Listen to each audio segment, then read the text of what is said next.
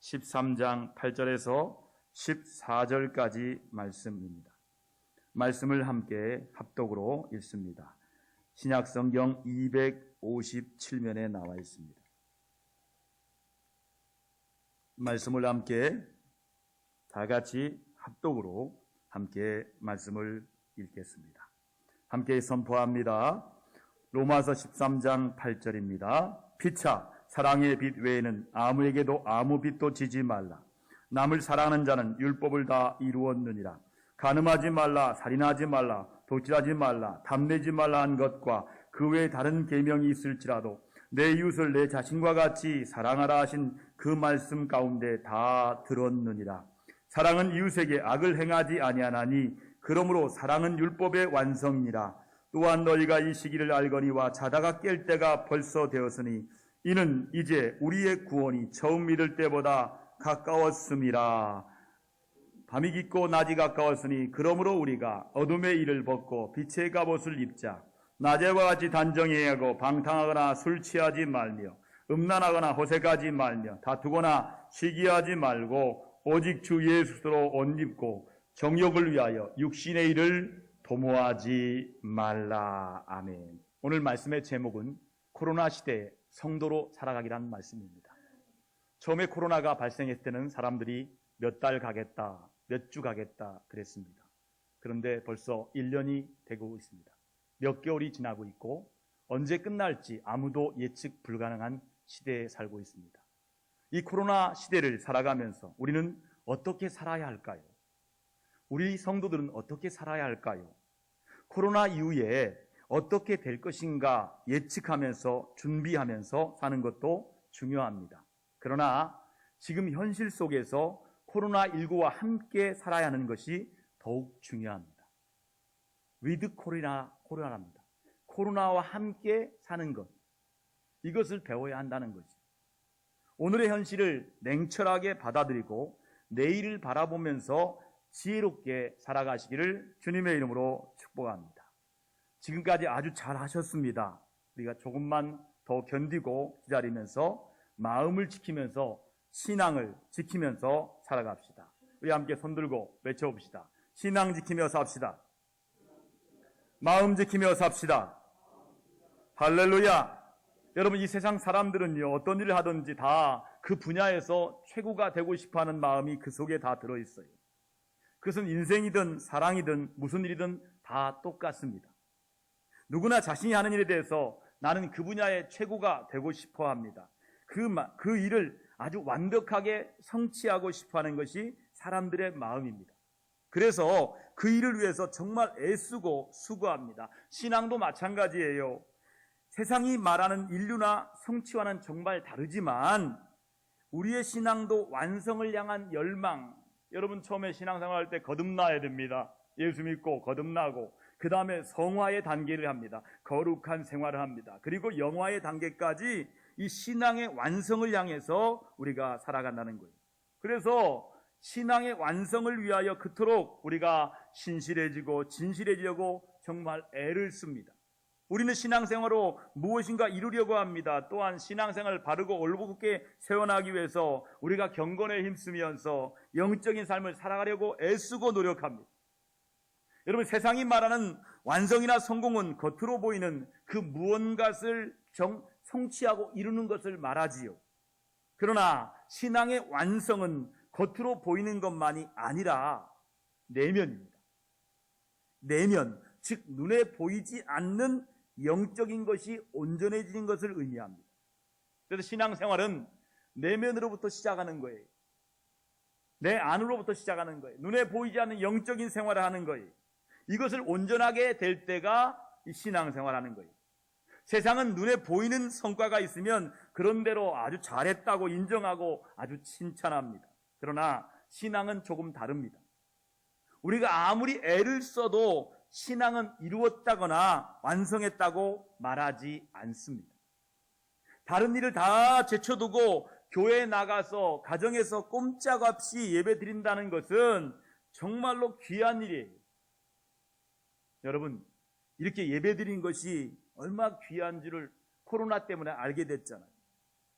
이 모여서 예배하는 것이 얼마나 소중한 것을 알게 됐잖아요. 그때는 몰랐지요. 그런데 이렇게 모여서 예배 드리는 게 얼마나 귀한 것입니다. 그러나 예배를 이루었다거나 완성했다고 말할 수는 없습니다. 아무리 열심히 예배를 드리고 기도를 하고 봉사를 한다 해도 그것으로 신앙을 온전히 증명할 수는 없습니다. 또한 온전한 성도의 삶을 살아간다고 말할 수도 없습니다. 더군다나 요즘같이 예배당에 나와서 예배 드리기도 힘든 시기에는 어떻게 살아가는 것이 온전한 성도로 살아가는 것인지 고민하지 않을 수 없습니다. 코로나 시대에 성도로 살아가는 것이 무엇일까? 이런 고민을 하지 않을 수가 없어요. 오늘 말씀 로마서 13장 8절에 보니까 이런 말씀이 나와 있어요. 같이 한번 합니다. 남을 사랑하는 자는 율법을 다 이루었느니라 라는 말씀을 통해 신앙의 완성, 성숙이라는 것이 무엇을 의미하는지, 또 사도 바울은 성도의 삶에서 성숙한다는 것이 무엇을 말하는지 함께 말씀으로 은혜를 나누어 보고자 합니다. 여러분, 로마서를 읽어보면 두 파트로 되어 있는 것 아실 거예요. 1장에서 11장까지는 기독교의 교리에 대해서 나와 있어요. 12장부터 마지막 절까지는 생활에 대한, 성도의 삶에 대한 이야기가 나와 있어요. 12장부터 성도의 삶에 대한 신앙적인 권면을 하고 있습니다.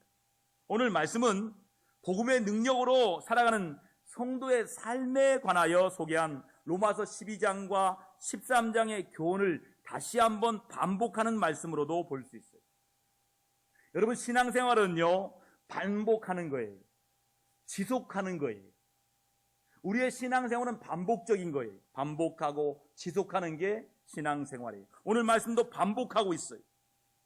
12장의 말씀, 13장의 교훈을 다시 한번 반복하는 거예요. 이웃에 대한 사랑이나 육신의 일을 도모하지 않는 일에 대해서 이미 앞에서 말씀으로 했습니다. 오늘 말씀은요, 로마서 12장 1장 1절과 2절에 나오는 하나님께서 기뻐하는 사한 제물, 이 시대를 본받지 않는 삶, 한번 따라하겠습니다. 하나님께서 기뻐하시는 사한 제물, 이 시대를 본받지 않는 삶. 여러분, 이 말씀에 대한 하나의 답변입니다. 어떻게 하면 하나님께서 기뻐하는 사한 제사를 드릴까? 어떻게 하면 이 시대를 본받지 않는 삶을 살아갈까? 이거에 대한 말씀과 잘 어우러지는 말씀이에요. 게다가 앞으로 나올 14장에서부터 새로운 주제가 나오기 때문에 13장의 오늘 말씀은 성도의 삶에 대한 일반적인 권면의 결론이자 반복하며 강조하는 말씀입니다. 오늘 본문 말씀은요, 우리가 온전한 성도로 살아가기 위해서 꼭 알아야 할 것이 무엇인가를 가르쳐 줍니다. 자, 그러면 코로나19 시대에도 온전한 성도로 살아가기 원하신다면 오늘 말씀대로 첫째, 가장 중요한 건 우리가 누구인 줄 알아야 됩니다. 한번 따라합시다. 나는 하나님의 사랑에 빚진 자입니다. 여러분, 요즘에도 신방이 가능합니다. 왜냐하면 교회에 오시면 돼요. 그리고 목사님 어디로 나오세요 하면 식당에서 만날 수 있고 찻집에서 만날 수가 있어요. 주중에 신방한 가정이 있어요. 목사님, 제가 나이를 듣다 보니까 이상한 일이 생겼어요. 누구라고 말하지 않겠어요? 그분이 하신 말씀이 뭐가 보인다는 거예요. 그런 분들이 많이 있었어요. 목사님 어떻게 해야 됩니까? 그래서 제가 그랬어요. 뭐가 보이면 당신이 누구요? 정체를 밝히시오. 정체를 안 밝히는 건 이거는 영물입니다. 영물. 정체를 안 밝혀요. 귀신이 안 밝힙니다. 헛것이 안 밝힙니다. 가만히 있습니다. 그러면 내 정체를 밝혀야 돼요. 나의 정체가 뭐예요? 한번 따라합시다. 나는 예수 믿는 사람입니다. 나는 하나님의 딸입니다. 나는 하나님의 아들입니다. 나는 십자가의 빚진 자입니다. 밝히고 나서 할 일이 있어요. 한번 따라하겠습니다. 예수의 이름을 명하노니 떠나갈지어다. 할렐루야. 그렇게 하라겠어요. 그때 어떤 일이 생겼습니까? 여쭤보니까 떠나가더래. 사라지더래. 할렐루야! 이건 영적인 비밀이고 이건 분명한 사실입니다. 내가 누군지를 알아야 돼요. 나는 그리스도인이에요. 하나님의 사랑에 빚진 자예요. 여러분, 빚진 자로 살아가는 거 정말 쉽지 않아요. 물질적인 빚도 빚이지만 마음의 빚을 지는 거 정말 힘들어요. 그런데 살아가면서 누구나 이 빚을 지고 살 수밖에 없는 상황이 있어요. 물질적인 빚이든 마음의 빚이든. 부부로 살아가는 사람들 다 알잖아요. 젊을 때는 남편이 아내에게 빚을 많이 집니다. 또 나이 들면 또 아내가 아프면 또 아내는 남편에게 빚을 많이 져요. 부부가 행복한 가정은요, 서로 빚 갚는 마음으로 사는 거예요. 내가 당신에게 빚 졌잖아. 그래서 빚 갚는 마음으로 살면 서로에게 하나님의 사랑이 전달됩니다. 여러분, 그렇게 사시기를 주님의 이름으로 축원합니다. 오늘 말씀 8절에 보세요. 같이 한번 읽겠습니다. 피차 사랑의 비대에는 아무에게도 빚을 지지 말라라고 원면하겠어요. 그리고 남을 사랑하는 사람들은 율법을 다 이룬 사람이라고 말씀하지요. 자, 10절 말씀 보세요. 함께 읽습니다. 시작. 율법의 완성. 무엇이 율법의 완성이라고요? 사랑이 율법의 완성이다 라고 말씀합니다. 여러분, 이 말은 우리의 모든 행위와 일들은 사랑에서 시작해서 사랑으로 끝나야 한다는 뜻이에요. 죄송합니다. 여러분들을 제가 말씀하는, 여러분 입이 벌려야 은혜가 있는 거예요. 자, 같이 한번 입을 벌려볼까요, 집에서? 자, 사랑에서 시작해서 사랑에서 끝납시다. 여러분, 사랑으로 시작해서 사랑으로 끝난다는 것은 하나님 말씀대로 사는 거예요. 우리 이 세상을 살아가면서 많은 일을 하지요. 많은 사람들 마음을 나누며 살아가지요. 이 세상에서 성도로 살아가는 것은 진실한 마음으로 상대방을 배려하고 사랑한다는 것을 의미해요. 물론 성도의 삶에는 여러 가지로 말할 수 있습니다. 다양한 생각과 논리로 정의할 수 있어요. 하지만 바울이 오늘 말씀을 통해 전달하고자 싶은 바는 성도의 삶은 사랑으로 증명된다는 거예요. 왜 그렇습니까? 예수님께서 그렇게 사셨기 때문이에요. 여러분, 우리 예수님께서 이 땅에 무엇을 하러 오셨다고 생각하십니까? 여러분, 예수님께서 십자가를 지신 이유가 무엇이라고 생각하십니까? 그 이유는 오직 한 가지입니다. 이 세상을 이처럼 사랑하사 우리를 이처럼 사랑하시기 때문입니다. 우리가 복음을 믿고 성도가 되었다는 것은 예수님께서 걸어가신 그 사랑의 길을 나도 따라간다는 말씀이에요. 독일의 역사 가운데 교회의 부끄러움이 있어요. 독일의 교회 95% 이상이 예배를 잘 드렸습니다. 그런데 예배의 메시지가 뭐냐? 하이 히틀러! 히틀러는 우리의 구세주입니다! 이렇게 예배 드렸습니다. 5%도 안 되는 고백교회 교인들은 아니다. 히틀러는 미치광이다. 그를 끄집어 내려야 된다 해서 암살단을 만듭니다. 그곳에 가입한 사람이 바로 보네포 목사님입니다. 목사님이 어떻게 사람을 죽이는 암살단에 가입됩니까? 말도 안 되는 이야기입니다. 그런 암살단에 가입하지만 발각돼서 감옥에서 옥중에서 순교합니다. 보네포 목사님이 안 계셨다면 독일은 망했을 겁니다. 망해도 회개하지 않았을 것입니다. 교회가 너무 부끄러운 일을 한 거예요. 종교적인 행사는 많이 했지만 진짜 믿음은 없었던 거예요. 보네포 목사님은 이렇게 말합니다. 나를 따르라. 그 나를 따르라는 말은 예수님을 따르라는 거예요. 예수님을 따르는 삶이 예수 믿는 삶이에요. 여러분, 우리가 이 세상을 살아갈 때 우리의 사랑은 진실한지 동시에 하나님 앞에서 부끄러움이 없는지를 늘 살펴보아야 돼요. 그리고 만약 우리가 옳고 바르며 정의로운 일이 할지라도 그것의 동기가 사랑이 아니라면 이젠 그만 멈춰야 돼요. 성도의 삶은 그래야 돼요. 이 시간에 우리 자신을 한번 돌아보시기 바랍니다. 우리는 사랑의 동기로 하나님 앞에서 정말 진실했는지 말입니다. 순수한 사랑으로 선물을 드렸는지, 무엇인가 바라는 마음으로 선물을 포장한 뇌물을 드렸는지 말입니다. 물론 주고받는 세상에서는 계속될 겁니다. 멈추지 않을 거예요. 주고받는 게 인간관계니까. 어떻게든 자신의 뜻을 이루고 자신이 하고 싶은 일을 계속할 겁니다. 그러나 성도는 그렇지 않습니다.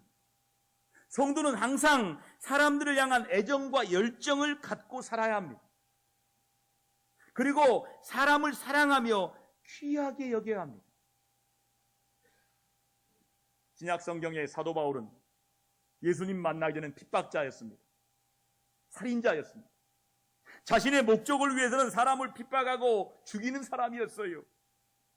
예수 믿는 성도들을 잡아서 옥에 가두었고 심지어 죽이는 일에도 그는 동참하였습니다. 스데반 집사님이 성령에 충만하여 돌에 맞을 때 그 옆에 사울이라는 청년이 옆에 있었어요. 그런 사도 바울, 사울이 다메섹에서 부활하신 예수님을 만나고 변화되어 바울이 된 이후로는 자신이 행한 일에 대한 빚진 마음으로 살았습니다. 그래서 빚진 마음을 갖고 있는 바울은 달게 핍박을 받았어요. 나는 마저도 싸다. 매맞기를 피하지 않았어요. 왜냐하면 사도 바울은 빚진 자 사랑의 종으로 살았기 때문입니다. 그런 바울은 오늘 말씀에서 사랑은 권리가 아니라 사랑은 의무라고 말씀합니다. 사랑은 어떤 권리가 아니에요. 사랑은 의무라는 거예요.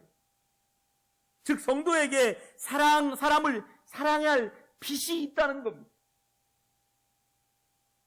7절에 보세요. 모든 자에게 줄 것을 주되. 이 말씀은 채무를 갚아야 한다는 것을 의미합니다. 돈을 꾸었으면 돌려줘야 하는 것입니다. 사랑을 빚진 사람들은 성사랑으로 갚아야 한다는 겁니다.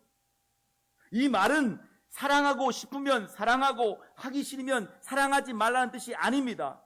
우리가 사람들에게 사랑의 빚을 지고 있으니 우리 예수님께서 이 세상을 사랑하신 것처럼 우리도 그렇게 사랑해야 한다는 뜻입니다. 세상에는요, 사랑이 참 많아요. TV를 틀면 유행가 대부분 주제가 사랑이에요. 사랑은 많은데 참 사랑이 없어요. 그러나 그 중에 참된 사랑은 아닌 것이 많아요.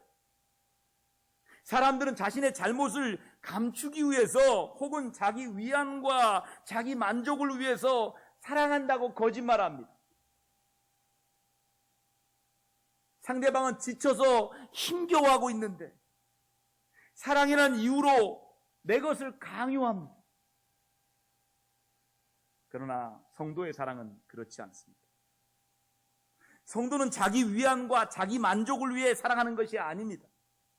오직 상대방의 유익을 위해서 사랑합니다.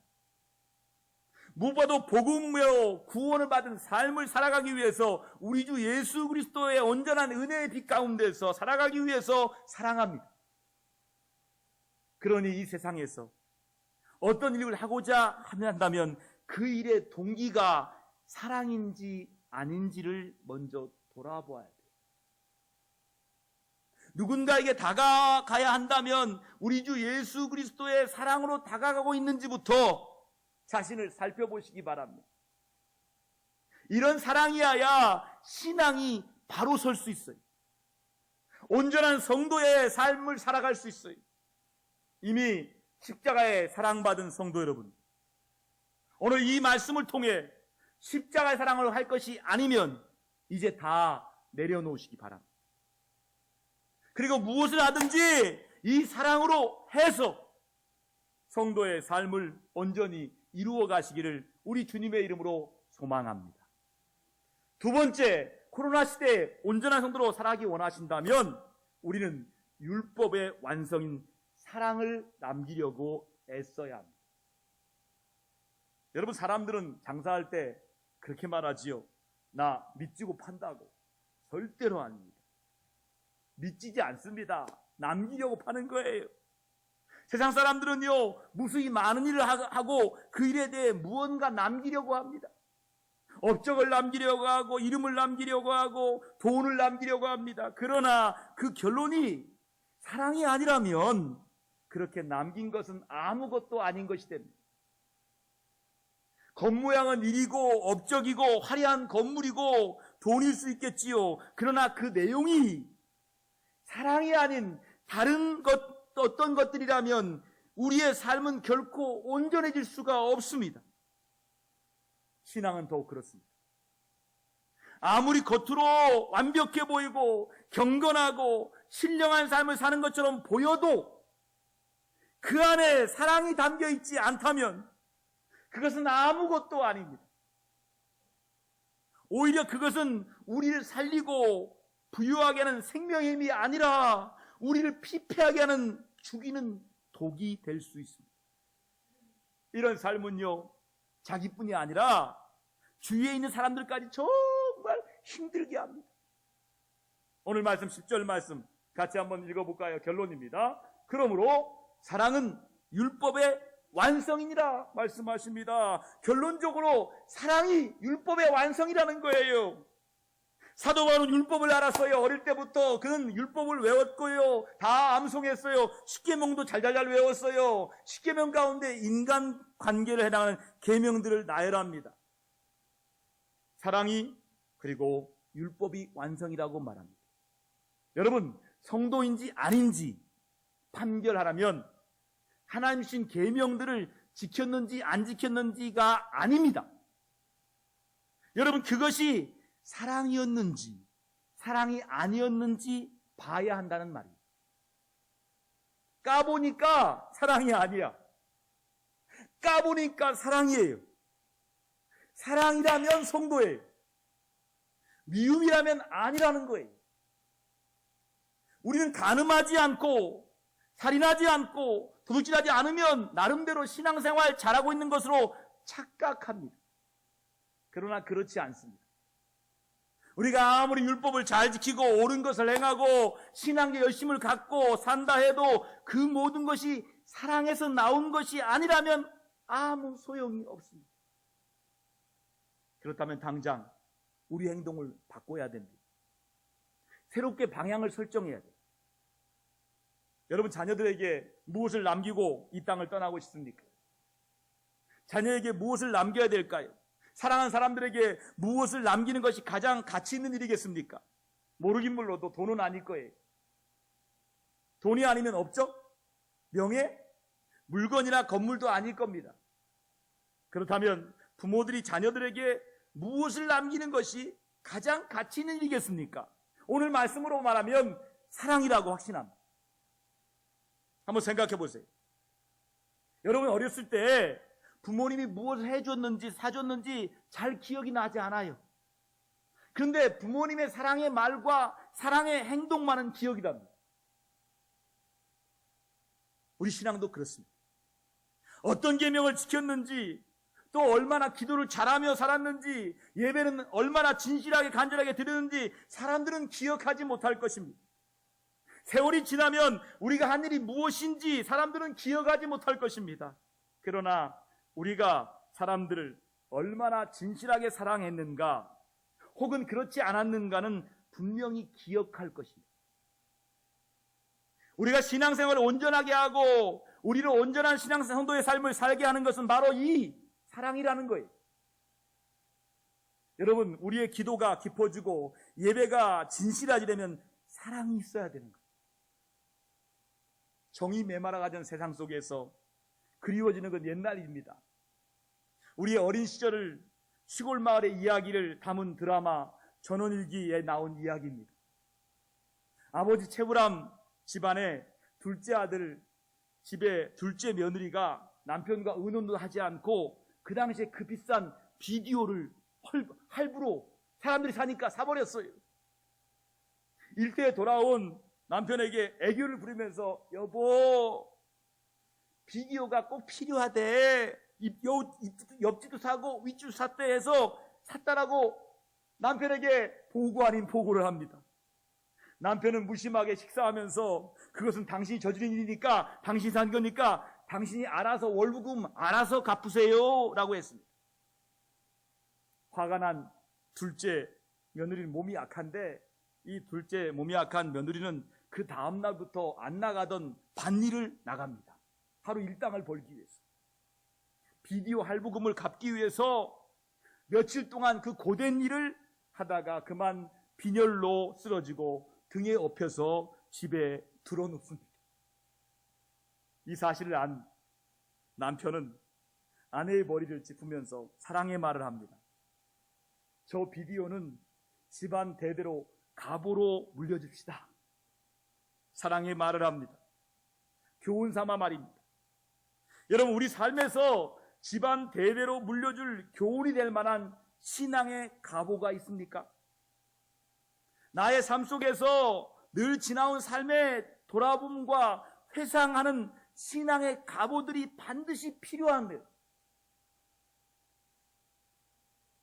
그러니 후일 누군가 우리의 신앙과 삶을 돌아보면서 그분은 참 사랑 많으신 분이셨지. 비록 표현은 서툴렀지만 그분의 사랑은 진실했어.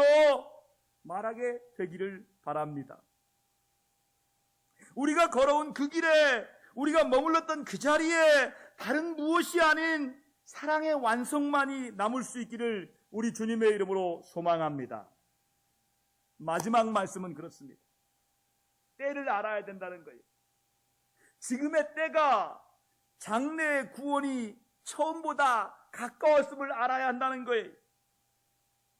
여러분, 우리가 왜 살아갑니까? 지금 현실이 왜 살아갈 수 있을까요? 이 현실보다 미래가 좀 더 나을 것이다라는 그런 소망이 있으니까 살아가는 거 아닙니까? 현재와 미래가 똑같다. 그러면 살 수 없어요. 그런데 현재는 힘들어도 미래는 좀 나을 거다 하니까 참아내면서 살아가는 거예요. 여러분, 물고기를요, 싱싱한 채로 부산에서 서울까지 이동할 때 어떻게 합니까? 그 물고기 어항에 물고기의 천적을 넣어놔요. 그러면 물고기가 긴장합니다. 도망다니다가 하는 거예요. 여러분, 오늘 말씀에 긴장하라는 말씀이 있어요. 성도들이 긴장하라는 거예요. 12절 말씀 같이 보겠습니다. 시작. 어둠의 일을 벗고 빛의 갑옷을 입자. 무장하라는 거예요. 그리고 13절 말씀이 뭐라고 합니다. 낮에와 같이 단정 행하라는 거예요. 그리고 행하지 말아야 할 것을 나래하라고 있습니다. 14절에 뭐라고 합니까? 같이 있습니다. 시작. 오직 주 예수 그리스도로 옷 입고 정욕을 위하여 육신의 일을 도모하지 말라라고 긴장하라고 말씀하십니다. 여러분, 그리고 앞서 11절에 보니까 우리 구원의 때가 가까웠기 때문이라고 말씀하고 있어요. 그 이유를 밝혀요. 결국 복음으로 의롭게 된 성도는 그리스도로 옷 입고 새로운 미래를 산다는 뜻이에요. 지금은 비록 이런 세대 속에, 이런 어둠의 세대 속에 살고 있지만 성도는 우리 주 예수 그리스도의 은혜로 말미암아 장차 빛의 삶을 살고 그리스도로 옷 입는 영광스러운 인생을 살게 된다는 뜻입니다. 여러분, 우리 처음 어땠어요? 별 볼 일 없었어요. 어둠의 일에 사로잡혀 있었어요. 여전히 방탕하고 세상에 취하고 음란하고 호색하고 다투고 시기하며 육신의 일을 도모하며 살았습니다. 그렇지만 이제는 우리는 처음 믿을 때보다 온전함에 더 가까이져서 우리 주 예수 그리스도를 옷 입고 구원의 소망으로 살아가고 있는지 스스로 자신을 한번 돌아보시길 바랍니다. 오늘 말씀에서 보니까 우리가 반드시 기억할 것이 있어요. 11절과 12절에 바울이 말합니다. 우리라고 씁니다. 나라고 하지 않아요. 이 말씀은 뭐냐면 우리가 나에게만 일어난 일이다라는 것이 아니라는 거예요. 그리고 너에게만 이루어진 일이 아니라는 거예요. 우리가 함께 만들어가야 할 미래라는 뜻이에요. 세상은 지금 연결되어 있다는 거예요. 나 혼자가 아니라는 거예요. 온 지구가 연결되어 있다는 거예요. 우리라는 거예요. 교회 안에서도 우리가 그리스도로 옷 입고 함께 새로운 미래, 하나님 나라를 이루어 가야 한다는 것입니다. 여러분, 코로나19는 어느 누구에게나 어느 누구에게만 해당되는 질병이 아닙니다. 누구에게나 우리 모두에게 다 일어날 수 있는 일이기에 우리가 함께 하나 되어서 이겨내야 할 일입니다. 성도 여러분, 우리 사랑은 온전하지 않습니다. 그래서 우리는 자꾸 사랑이 아닌 율법으로 나의 정당성을 증명하고 싶어 합니다. 그것이 훨씬 쉽기 때문이지요. 사랑의 동기로 일을 하고 사람을 보고 싶지만 현실에는 여전히 어둠과 사기와 그리고 시기와 질투가 가득합니다. 구원의 때가 가까이 왔는데도 우리는 단정히 행하기보다는 여전히 방탕하고 취해 있으며 음란하고 호색하며 거짓으로 살아갑니다. 분명한 것은 우리의 구원이 이미 시작되었다는 것입니다. 우리는 지금도 계속해서 복음의 능력으로 우리 주 예수 그리스도의 그 삶 가까이로 다가가고 있다는 일을 확신이 있어야 돼요. 갈수록 처음 믿을 때보다 더욱 구원이 가깝게 다가오는지를 우리가 철저히 돌아보아야 합니다. 여러분, 오늘 말씀에 밤이 깊다는 말의 뜻을 피부로 실감해 보셨을 거예요. 저도 밤샌 적이 있거든요. 야방지기를 하면서 자제를 지켰어요. 밤새도록 2달 동안. 밤샘하면서 본 게 뭐냐면 달빛이 없은 때에도 초저녁은 그런 대로 환해요.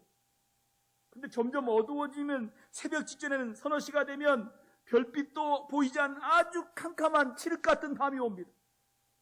너무 두려워요. 한 치 앞도 불가할 수 없는 그런 때가 지나면 동쪽 하늘에 다시 환히 밝혀오는 새벽별이 떠오르는 것을 봅니다.